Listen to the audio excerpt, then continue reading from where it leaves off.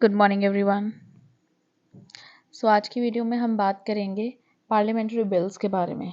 पहले थोड़ा parliamentary bill का बेसिक पढ़ लेते हैं, ठीक है।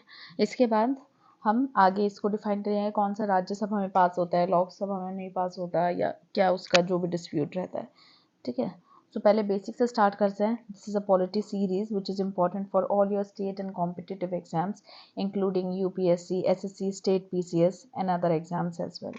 किसी भी तरह का डाउट हो तो प्लीज़ कमेंट सेक्शन में पूछिएगा। And this series is specially oriented towards the prelims. इसमें बहुत ज़्यादा डिटेल डिस्कशन नहीं है, बट अगर आपको किसी भी टॉपिक में डिटेल डिस्कशन चाहिए सो प्लीज़ एक बार आप कमेंट सेक्शन में बताइएगा।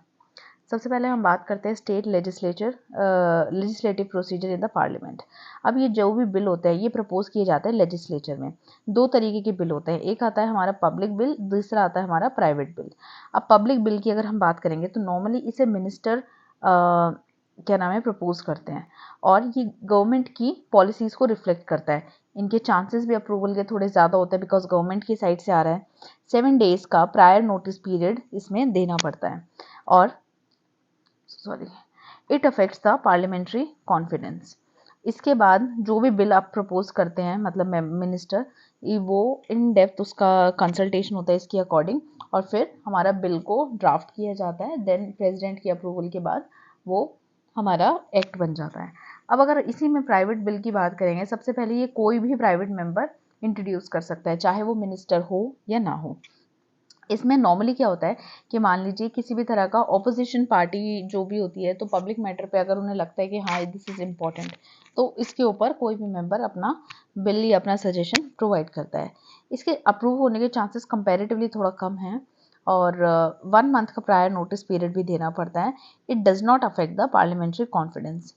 अब इसका जो भी ड्राफ्टिंग का रिस्पॉन्सिबिलिटी होता है वो जो भी मेंबर उसमें कंसर्न्ड है वो सारे उसमें ड्राफ्ट करते हैं, ठीक है। अब बेसिकली हम अगर बिल्स को क्लासीफाई करते हैं तो हमारे 4 तरीके के बिल होते हैं। फर्स्ट आता है ऑर्डिनरी बिल, सेकंड आता है फाइनेंशियल बिल, थर्ड आता है अपने मनी बिल, फोर्थ आता है कॉन्स्टिट्यूशनल अमेंडमेंट बिल।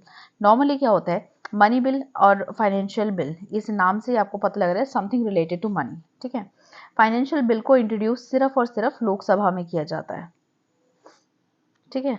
और जैसे कि इसको प्रेसिडेंट का रिकमेंडेशन मतलब आपको चाहिए होगा इंट्रोडक्शन के लिए भी, मतलब पहले आप प्रेसिडेंट से रिकमेंडेशन लोगे, इसके बाद आप उसको हाउस में इंट्रोड्यूस करोगे, और ये लोकसभा रिलेटेड है, ठीक है।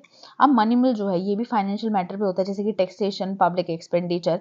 इसमें प्रेसिडेंट का रिकमेंडेशन नहीं चाहिए होता बिकॉज इट इज़ पहले से ही वो उनको नोन होता है, मतलब आप पहले से ही डिस्कशन उनका रहता है कि मनी बिल किस चीज़ से रिलेटेड रहेगा, इसलिए उनको क्वेश्चन भी नहीं किया जाता इस तरह के बिल को। इट कैन बी रिजेक्टेड और अप्रूव्ड, लेकिन मोस्ट ऑफ द टाइम ये अप्रूव ही हो जाता है, इसमें ऐसा कोई रिजेक्शन वाली चीज़ होती नहीं है। हाँ, इस पर सस्पेंशन वीटो जो कि प्रेसिडेंट की एक पावर है उसको वो यूज़ नहीं कर सकते, ठीक है। अब कॉन्स्टिट्यूशनल बिल को हम अलग से जो अमेंडमेंट ऑफ कॉन्स्टिट्यूशनल बिल्स हैं इसमें पढ़ेंगे, ठीक है। ऑर्डिनरी बिल, कोई भी बिल जो भी फाइनेंस से रिलेटेड नहीं होगा वो ऑर्डिनरी बिल में आ जाएगा। ऑर्डिनरी या कॉन्स्टिट्यूशनल दोनों अगर नहीं है तो वो ऑर्डिनरी बिल में आ जाएगा, ठीक है। अब आती है, मान लीजिए अगर किसी भी बिल के ऊपर थोड़ा सा मतलब नहीं उनका आपस में कोऑर्डिनेशन बैठता, तो वो क्या करते हैं एक जॉइंट सिटिंग बैठानी पड़ती है which is someone by the president. मान लीजिए एक पार्टी अलग उनका ओपिनियन है, लोकसभा का राज्यसभा का अलग है, और दोनों हाउसेस एक पॉइंट पे मतलब एग्री नहीं कर रहे हैं, उस केसेस में हमारा जॉइंट सिटिंग की जाती है। अब जॉइंट सिटिंग जो है वो ऑर्डिनरी बिल्स पे हो सकती है या फाइनेंशियल बिल पे, लेकिन मनी बिल या कॉन्स्टिट्यूशनल बिल पे आप जॉइंट सिटिंग नहीं बिठा सकते, ठीक है, ये ऐसा नहीं होता है।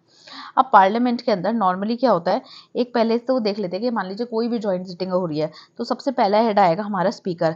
मान लीजिए स्पीकर अगर नहीं है तो डिप्यूटी स्पीकर के ऊपर सारा रिस्पॉन्सिबिलिटी आता है। डिप्यूटी स्पीकर भी नहीं है तो जो चेयरमैन होते हैं उनके ऊपर आता है डिप्यूटी चेयरमैन, ठीक है, या फिर कोई भी मेंबर ऑफ जॉइंट सिटिंग। अब इसमें राज्यसभा जो है वो किसी भी तरह की मीटिंग में प्रिसाइड नहीं करेंगे when it comes to joint sitting. क्यों? क्योंकि he is not a member of any house of the parliament.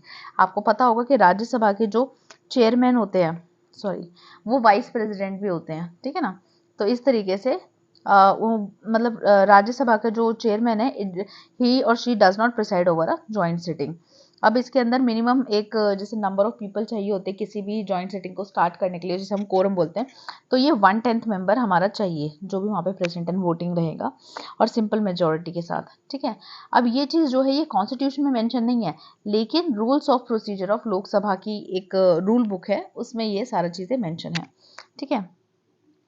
सो अभी के लिए बिल में सिर्फ इतना ही, ठीक है। इसके अलावा कौन से बिल राज्यसभा में पास होते हैं, कौन से लोकसभा में पास होते हैं, ये कब वो लैप्स होंगे, ये हम आने वाली कुछ वीडियोस में पढ़ेंगे। पहले बिल्स के लिए एक छोटा सा ब्रीफ इंट्रोडक्शन था। So thank you so much, और आई होप आप सबका प्रिपरेशन बहुत अच्छा चल रहा होगा। ऑलरेडी हमारा मतलब फर्स्ट पार्ट ऑफ द नवंबर ख़त्म हो चुका है, ठीक है। और आपको किसी भी तरह का डाउट हो या कोई भी इशू हो तो प्लीज़ आप डिस्कस कर सकते हैं। So this is it from my side for this video, and hope to see you in the next video. Thank you.